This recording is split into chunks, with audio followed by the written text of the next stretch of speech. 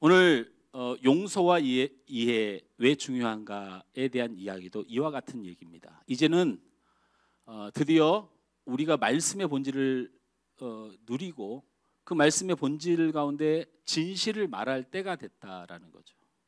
그래서 제가 우리 전사님하고 이런 상의를 했습니다. 우리 유튜브를 잠그고 비밀번호를 치고 들어가서 유튜브를 보게 하면 어떻겠는가 상의를 했더니 우리 전사님 믿음이 좋아서 저한테 눈빛으로 쓸데없는 소리 하지 마세요 이렇게 말을 하는 기분이 들어서 금세 접었습니다. 근데 어쨌든 용서와 이해는 굉장히 중요한 신앙 포인트다라는 겁니다. 왜 중요한 신앙 포인트인지를 오늘 말씀을 통해 풀어갈 건데, 여러분이 지금까지 신앙생활하면서 많은 성경적 교훈들을 우리가 듣고 또는 그것을 실천하고 그것을 법으로 만드는 경향이 있습니다. 자, 예를 들면 어떤 내용이 있냐면, 자, 교회에서 범죄를 한 사람이 생겨났어요. 범죄를 했습니다. 장로님이 범죄를 하셨다고 하세요. 장로님이 뭘 훔치다 걸렸습니다. 되겠어요, 안 되겠어요? 다음 세대 장로가 뭘 훔치면 돼요, 안 돼요? 다음 세대 돼요, 안 돼요? 안 되죠. 자, 그러면 성경에서는 이렇게 범죄한 사람에게 어떻게 절차를 밟으라고 성경은 가르쳤나요? 첫째, 안 들어보셨어요? 에이, 알면서 내가 뭐라고 할까 봐 말 못하는 거죠. 장로님, 문장로님, 어떻게 하죠? 첫 번째, 이른봉까지는 갑자기 왜 이른봉까지 뭘, 그거 아니잖아요. 왜 거짓말하세요? 처음에는 그 잘못에 대해서 찾아가서 권면하고, 두 번째는 몇 명이 가고? 두세 사람이 가서 권면하고, 그래도 회개하지 않으면 교회가 말하고 공동체가 다 말하고, 마지막에는 어떻게 하라 했어요? 그래도 말을 듣지 않으면 어떻게 하라? 이방인이나 세리라고 그냥 버려두라, 이렇게 써 있어요. 맞습니까? 그래서 여러분 그런 얘기 처음 들어보시는 분도 있겠지만, 우리 다음 세대는, 우리 어른들은 그것을 법으로 알고 사실 살았고 우리도 그렇게 알고 있었어요. 그렇지 않습니까? 그래서 우리가 항상 그러잖아요. 어떤 범죄자가 있으면 목사님이 당회를 엽니다. 그러면서 뭐라고 했냐면, 저는 실제로 이런 경험을 해봤어요. 당회를 열고 교육자회를 열어서 목사님이 그 사람이 잘못했을지라도 내가 찾아가서 권면해서 회개하게 하고, 회개하지 않으면 두세 사람이 가고, 그것도 회개하지 않으면 증인 두세 사람을 데려가고, 그것도 회개하지 않으면 교회에 공식적으로 다루어서, 그래도 회개하지 않으면 어떻게 하라? 이방인과 세리와 같이 버려두라 그랬어요. 저는 이렇게 배웠고 이렇게 교훈받았어요. 그렇습니다.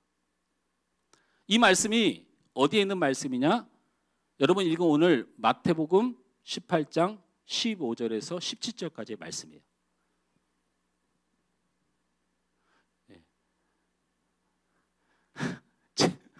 방송실에서 제 눈치를 보네요.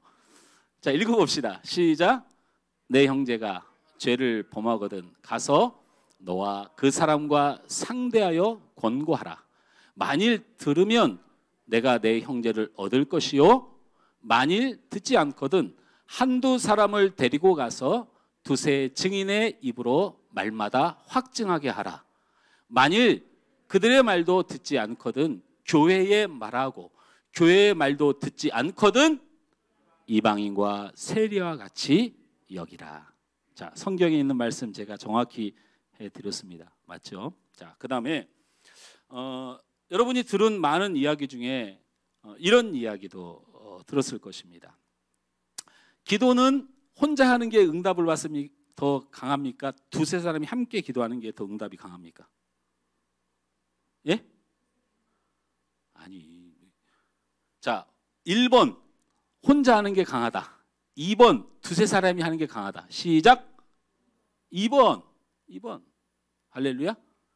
예. 자, 그리고 기도하면 하늘에서 응답받고, 그래서 내가 기도하여 풀면 하늘에서도 풀리고, 기도하지 못하면 하늘에서도 묶인다. 이런 말 들어봤어요, 안 들어봤어요?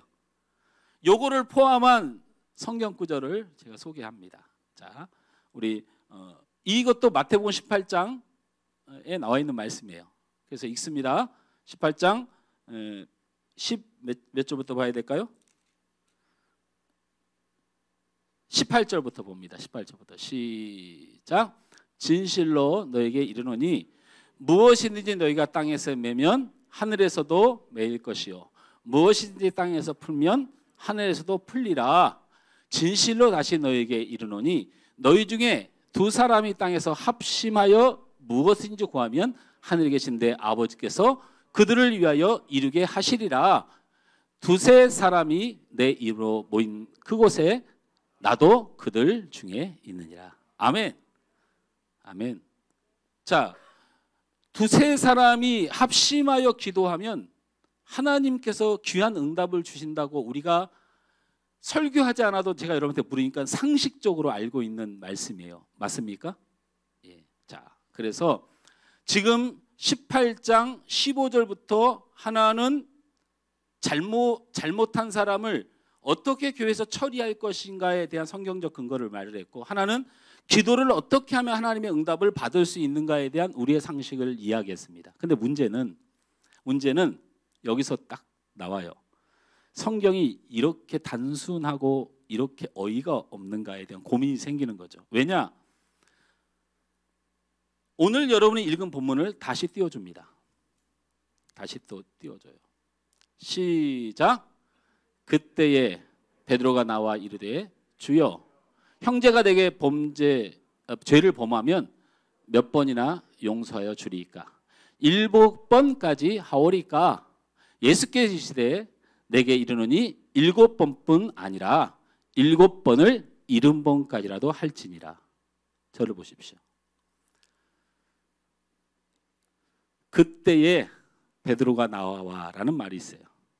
이 그때에 베드로가 나와 이 말의 본 해석은 그 가르침을 받고 베드로가 예수님한테 질문한 거예요. 도대체 어떻게 얼마나 용서를 하란 말입니까? 라는 질문을 했다는 거예요. 여러분, 이게 국어를 알고 문법을 아는 사람들, 이게 말이 되는 얘기입니까? 말이 안 되죠. 말씀이 나쁜 게 아니고 말씀의 전개가 말이 안 돼요. 뭐라고 얘기했어요? 예수님이 범죄한 자가 있으면 데리고 와서 회개시키고, 회개 안 하면 두세 사람이 가서 권면해서 회개시키고, 그래도 말을 안 들면 교회에 들어가서 회개시키고, 그래도 말을 안 들면 버리라고 했어요. 무슨 말인지 이해가 돼요? 그 다음에 바로 하신 말씀이 너희들이 합심하여 기도하면 하나님께서 응답하실 것이다 라는 말씀을 주셨단 말이에요. 근데 그 말을 듣고 베드로가 와서 아니 도대체 몇 번을 용서해야 된다는 겁니까? 이렇게 말했다는 이 논리가 이게 맞는 거냐고요. 안 맞죠. 안 맞으면 말씀이 틀린 거예요? 아니면 우리가 잘못 배운 거예요? 말씀이 틀린 거예요? 우리가 잘못 배운 거예요? 여러분, 자꾸 이렇게 목사가 막 나중에 뒤통수 칠 거라고 이렇게 자꾸 머리를 복잡한 성도 내지 말고 그냥 묻는 대로 느끼는 대로 대답하세요.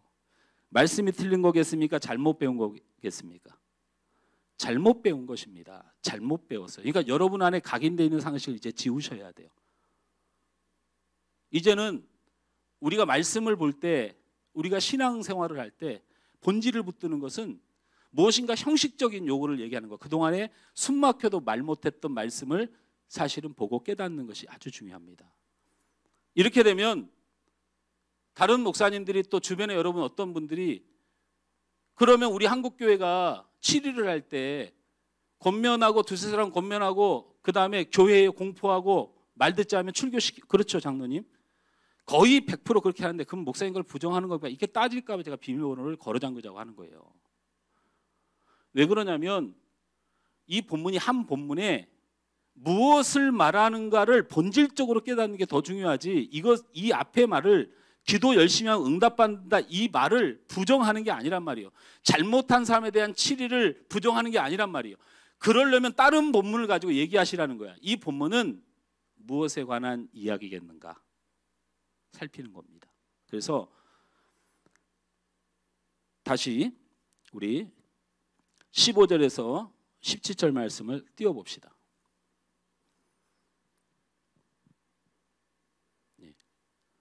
같이 읽습니다. 시작.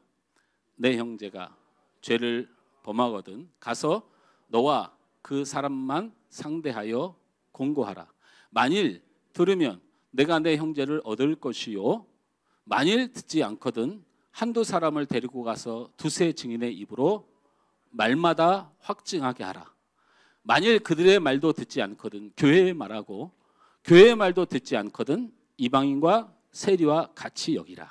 이 말씀입니다. 이걸 풀어보면 여러분이 될 수 있는 주일날 성경책을 들고 오길 바라는 마음이 여기에 있어요. 여러분 성경책 가지고 있는 분 중에 거기에 보면 15절 말씀에 보면 내 형제가 죄를 범하거든 할 때 죄를 범하거든 앞에 7번이라는 기호가 써 있는 분 손 들어보세요. 각주가 달려 있는 분. 안 달려 있어요? 여러분 4번으로 돼 있어요? 예, 저는 전문가형이고 여분은 초보자형이라는 거 4번으로 돼 있어요? 알겠습니다. 4번 각주를 읽어봅니다. 크게 시작. 아니 다시 시작. 자 보세요. 어떤 사본에는 4개의 죄리라고 써 있어요. 이건 어떤 사본이 아니고 사실은 이게 원본이고 원해석일 가능성이 많다는 거 인정하는 거예요. 학자들이. 이게 무슨 얘기냐면 이 본문을 이렇게 읽어야 된다는 거예요. 다시 띄웁니다.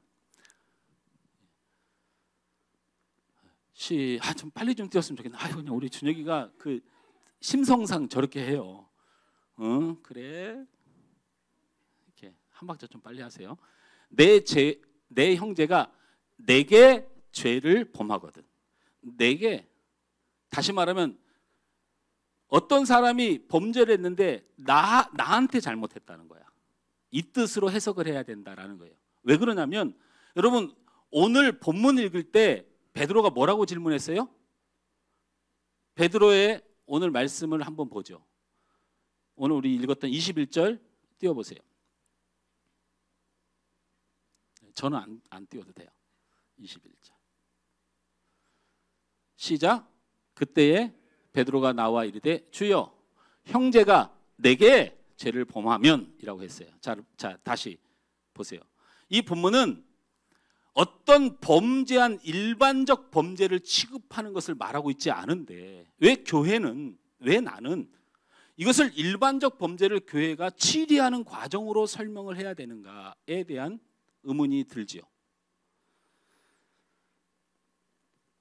우리는 그 죄가 무슨 죄인지는 모르지만 성경이 일반적으로 죄를 지은 사람을 통상적으로 어떻게 해야 하나를 다루는 과정으로 보니까 이게 말씀이 일치가 안 되는 거예요. 일치가 안 돼요. 그래서 우리의 적용이 조용히 가서 권면하고 두세 사람이 권면하고 증인을 대동하고 권면하고 교회가 권면하고 그리고 안 되면 이방인과 세리처럼 여기면 된다고 해석이 되는 거예요. 그래서 죄를 범한 사람의 처리 과정을 말하게 되는 것이고 그것을 교회법에 적용하고 있습니다. 그럴 수도 있습니다. 그런데 그것은 다른 성경으로 하셨으면 좋겠다라는 말을 하고 싶고 그래서 오류가 생기는 것이죠. 이것은 일반적인 범죄에 대한 이야기가 아니고 여러분이 가진 성경 각주대로 이것은 나에 대한 이야기를 하는 거예요. 자, 그러면 어떤 이야기를 하는 것일까요? 얼마 전에 우리 사무랑 가는데 차 2대가 사고가 났습니다. 사고가 났는데 정말 저는 혼나야 되는 목사 중에 하나예요. 저는 정말 회개합니다. 잘못했습니다. 회개합니다. 사고가 났는데 운전자 2분 다 여자분인 거예요. 근데 차가 뒤로 꽉 밀려가지고 끔찍을 못해요. 도로가 어디로 피할 수 있는 도로가 없는 것도 아니고 3, 4차선 도는 대로 가변이 굉장히 넓어요. 그러면 사고가 났으면 체크를 한다든지 사진을 찍는다든지 빨리 찍어서 주말에 차를 사이드로 빼서 거기서 CCTV를 가려야 되는데 거기서 그러고 앉아 있어요. 그래서 내가 막히다 원인을 몰라서 가서 보니까 차가 뚫려 이제 그것 때문에 막힌 거예요. 그래서 제가 지나가면서 운전하면서 뭐라고 말할게요? 저는 목사입니다. 거룩한 사람이고 제가 어떻게 말할게요? 네? 저런 저보다 조금 더 센 우리 유 집사님의 이야기를 듣겠습니다. 유 집사님은 어떻게 말했을까? 때려 안 죽였으면 다행이죠. 내려서. 왜냐하면 유 집사님 철학은 교통은 흐름을 방해해서는 안 된다. 이게 지론이잖아요. 맞는 말이에요. 근데 보세요. 제가 지나가면서 목사라서 순화해서 이렇게 말했어요. 아이고, 페인트 칠하고 사진 찍으면 돼. 뻔히 뭐 누가 잘못한 게 이렇게 받은 것도 아니야. 이렇게 받았어. 이렇게 완전 확연하게 드러나는 사고야. 그럼 사진 찍어서 그렇게 가면 돼. 근데 세상에 거기서 CCTV를 가리고 그리고 차를 막히고 하고 앉았네 하고 갔어요. 그러고 갔다고요. 그런 똑같은 일을 제가 당한 적이 있어요. 제가 제 차를 너무 억울하게 어떤 차가 받았어요. 아니 근데 내려서 사과를 해야 될 사람이 나한테 오히려 큰 소리 치니까 화가 확 나는 거예요. 그래서 제가 설명하고 당신이 이렇게 하면 안 된다고, 그래서 내가 교통 법규까지 대면서 아무리 주장하셔도 8대2는 나옵니다. 그러니까 제가 그 이상은 요구하지 않을 테니까 더 이상 시비 걸지 마세요. 이거는 당신이 잘못했잖아요. 이렇게 하니까 아니 깜빡이를 켰는데 양보를 안 해주잖아요. 아니 양보를 하든 안 하든 왜 저한테 그러세요? 들어오는 사람이 잘못한 거예요. 그것도 제가 차를 들이받은 게 아니고 들어오면서 내 옆을 받았으니 이거는 뭐 8대 이상은 안 됩니다. 이렇게 얘기를 했어요. 잘했나요? 잘못했나요?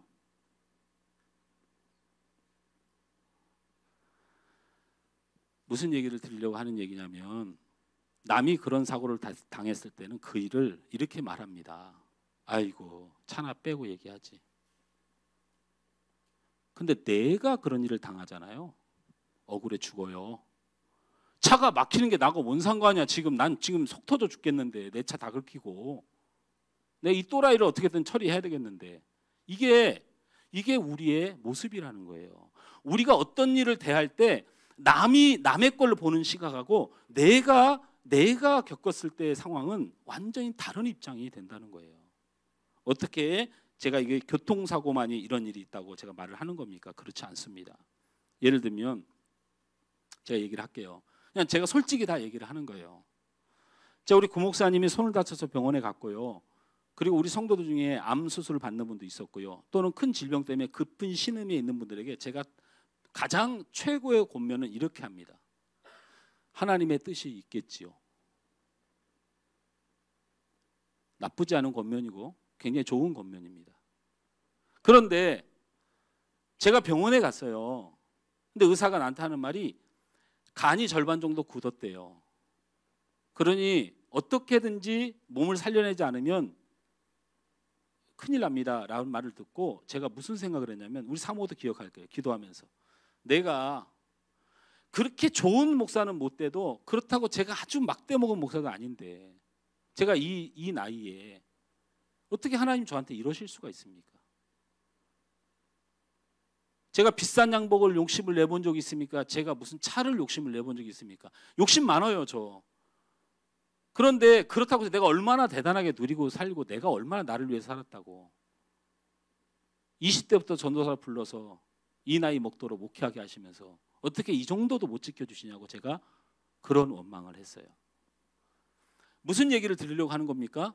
남이 아플 때는 그럴 수도 있지 하나님 뜻이겠지 하는데 내가 아플 때는 너무나도 속상한 게 많고 섭섭한 게 많더라는 거예요. 이해가 되십니까? 어찌 이것을 제가 지금 계속 다른 측면에 얘기했지만 더 궁금하시면 또 한 가지를 말씀드리죠. 저는 우리 아이들이 무슨 일을 해도 저 아이들이 엄청 이쁩니다. 솔직히 말하면 내가 속상해하는 것조차도 사실 되게 이뻐요. 저희 사모가 어제 그렇게 얘기를 하는 거예요. 밥을 먹고 나선가 무슨 과일을 먹으면서인가. 여보, 참 그러고 우리 아이들은 참 착해. 그래서 왜? 그랬더니 여보 쟤네들 키울 때 생각해봐. 아니 쟤네들은 그냥 하지 마 하면 그 다음에 더 해가지고 막 아빠가 화를 내거나 매를 드거나 그런 적이 별로 없어. 하지마 하면 안 하고. 애들 그렇게 자란 아이들이야. 그러더니 자기 기분에 빠져가지고 갑자기 공부하고 있는 수인이 방을 향하여 아이고 우리 착한 것도 이러고 혼자 난리 생쇼를 하고 있어요. 그래서 내가 아니 이분이 근데 저분이 식당을 갑니다. 식당을 코로나 관련돼서 어쩔 수 없이 식당을 가게 되는데 애들이 뛰어다니고 난리치잖아요. 그러면 저는 누집 자식인데 저거 남의 자식이 막 뛰어다니는 거는 누집 자식이고 내 자식이 뛰어다니는 건 건강해서 아이가 다 그런 거지야?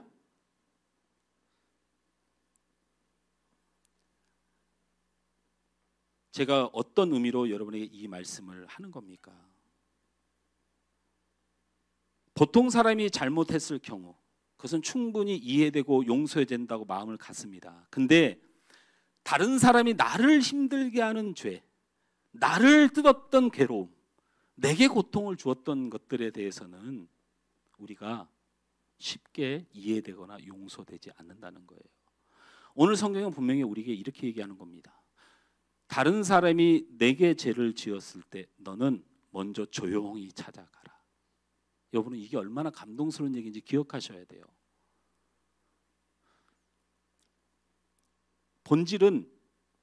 이 말씀의 본질은 조용히 찾아가는 거예요. 근데 여러분 남이 나한테 잘못하고 억울하게 하고 나를 속상해하고 나랑 안 맞잖아요. 우린 대부분 어떻게 하냐면 조용히 안 찾아가요. 누굴 불러지 이제. 아이고 내가 걔 때문에 죽겠다고 그냥.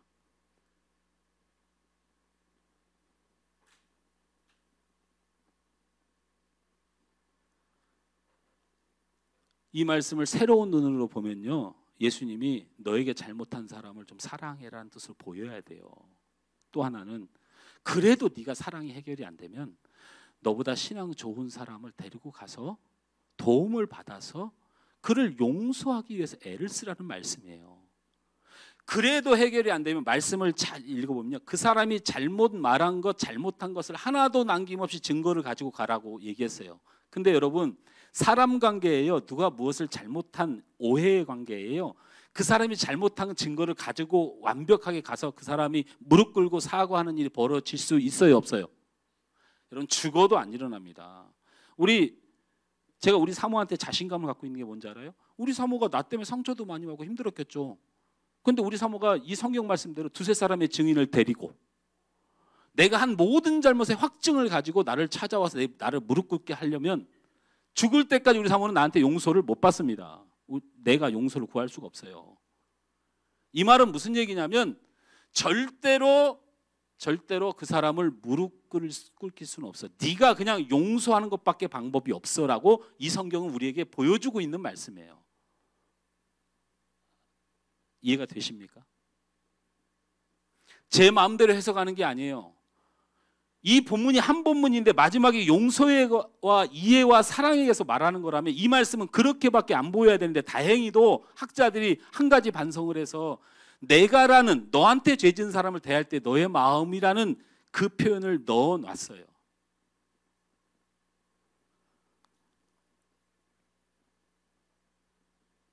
이 말은 오히려 어떤 말씀으로 받아야 되냐면 반드시 용서하고 반드시 그 관계를 회복하라는 예수님의 명령이에요.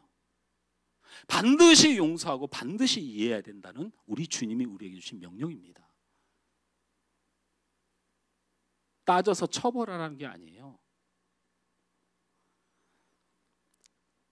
자, 그런데 뭐 그것까지는 다 좋아요. 그런데 또 우리가 합심하여 기도하는 이건 왜 뜬금없이 거기에 들어갔습니까? 라고 해야 되니 그 말씀을 다시 펼쳐보십시오.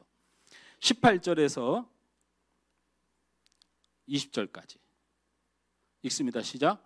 진실로 너에게 이르노니 무엇이든지 너희가 땅에서 매면 하늘에서도 매일 것이요 무엇이든지 땅에서도 풀면 하늘에서도 풀리리라.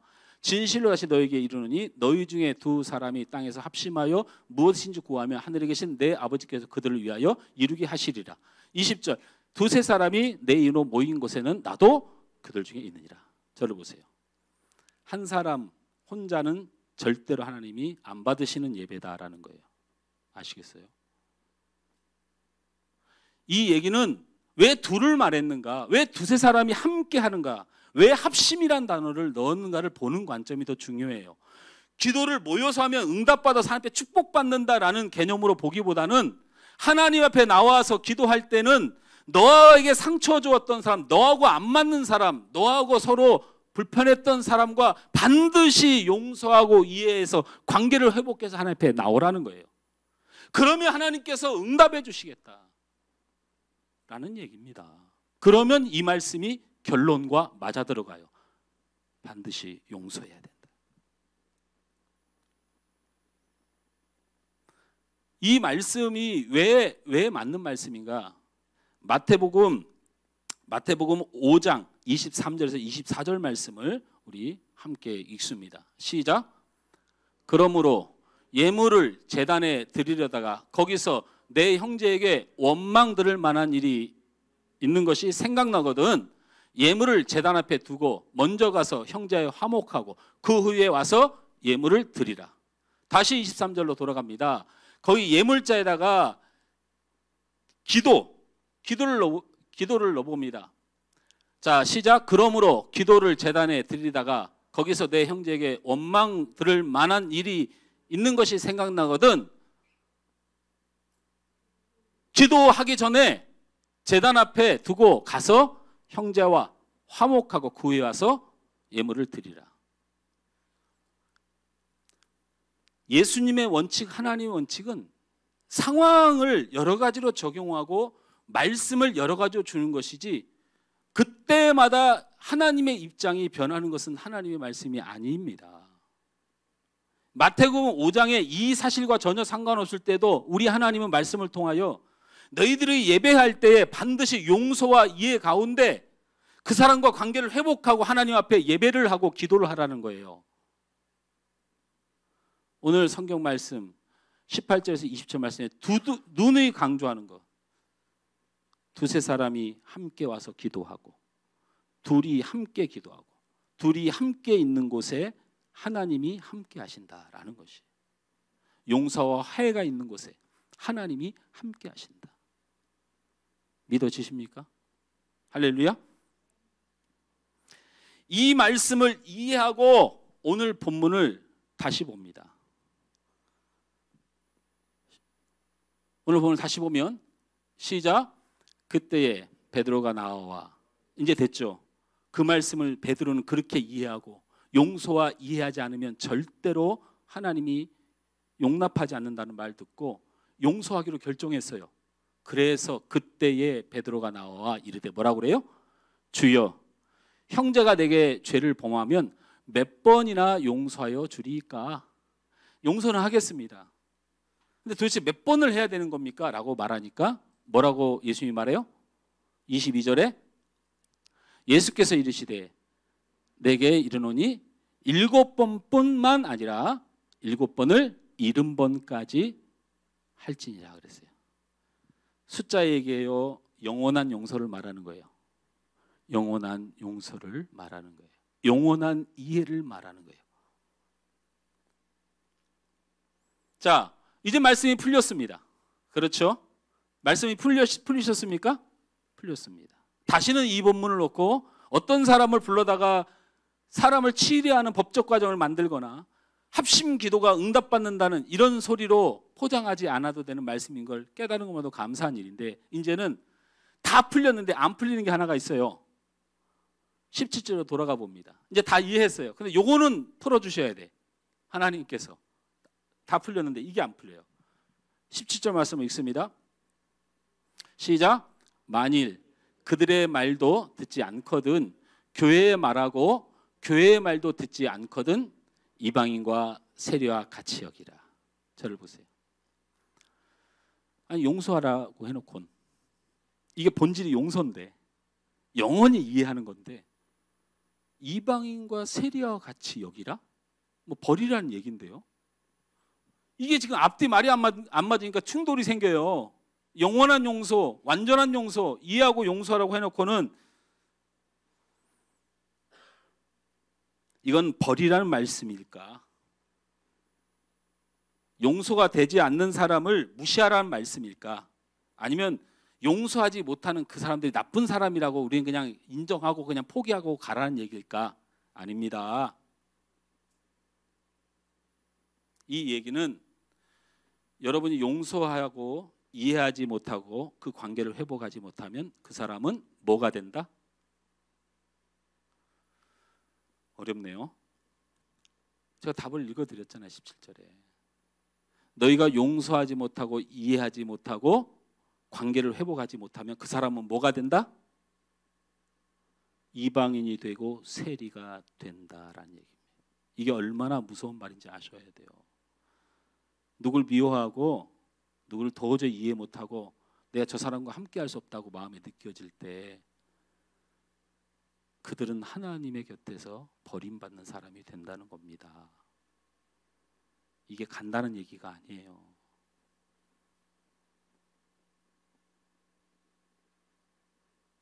이게 예수님의 십자가 정신이에요. 도저히 거룩하지 않은 냄새나는 우리들을, 도저히 받아줄 수 없는 우리들을 이방인과 세리가 되죠. 심판받지 않기 위해서 그 예수님이 십자가에 지시는 그 용서와 이해의 십자가, 그 얘기를 하고 있는 거예요.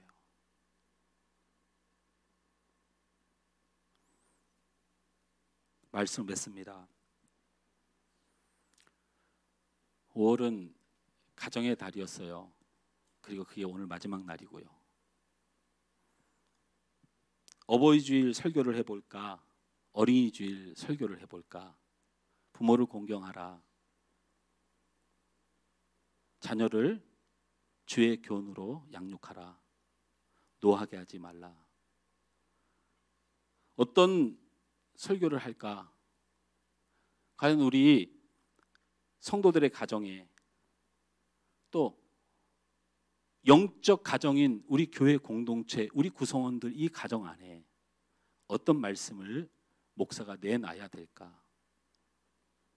이 마지막 주일 과연 내가 가정과 우리 교회 가정인 이 공동체 안에 무엇을 이루어야 될까? 부모 자식 간에 깨진 관계, 부부 간에 깨진 관계, 형제 간에 깨진 관계, 교회 가족 공동체 안에 깨진 관계가 있거든. 용서하고 이해하고 회복하시길 주님의 이름으로 축원합니다. 오늘 성경은 용서하고 이해하지 못할 때 나와 하나님의 관계가 깨진다고 말씀하신 겁니다. 우리가 다른 사람을 용서하고 이해하지 못할 때 우리와 하나님의 관계가 깨지고 있다는 사실을 잊지 마시고, 또한 내가 용서하지 못하는 만큼 하나님도 그들을 용서하지 않는다면 그 책임을 우리가 어떻게 감당하려고 합니까? 여러분, 5 빼기 3은 몇이에요? 아니, 이것도 너무 어렵습니까? 5 빼기 3은 몇이에요? 2예요.